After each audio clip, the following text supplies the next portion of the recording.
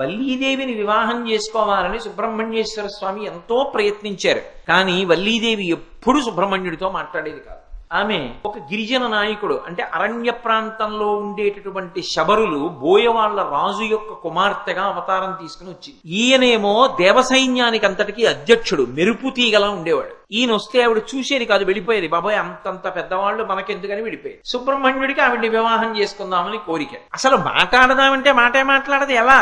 అన్నయ్యని అడిగాడు. అన్నయ్య ఎలా అన్నయ్య, అసలు నాతో మాట్లాడదు, వల్లీదేవిని వివాహం చేసుకోవాలనుకుంటున్నాను అన్నయ్య అన్నాడు. విఘ్నేశ్వరుడు ఆలోచించి అన్నాడు, నీ కోరిక తీరేటట్టుగా నేను చేస్తాను, నన్ను పూజ చెయ్యాలి. ఒక్క నమస్కారం చేశాడు అన్నయ్యకి, ప్రదక్షిణం చేసి. నేనున్నాను కదరా, నువ్వు వృద్ధ బ్రాహ్మణ రూపంలో వెళ్ళక్కడ నించో అన్నాడు. వెళ్లి వృద్ధ బ్రాహ్మణ రూపంలో నించున్నాడు సుబ్రహ్మణ్యేశ్వర స్వామి. వల్లీదేవి చెలికెత్తెలతో ఉద్యానవనంలోకి వచ్చింది. వెంటనే విఘ్నేశ్వరుడు పెద్ద ఏనుగు రూపంలో వెళ్లి తొండమెత్తి పిచ్చెక్కిన ఏనుగు రూపంలో పెద్ద ఘీంకారం చేస్తూ పరుగులు తీశాడు.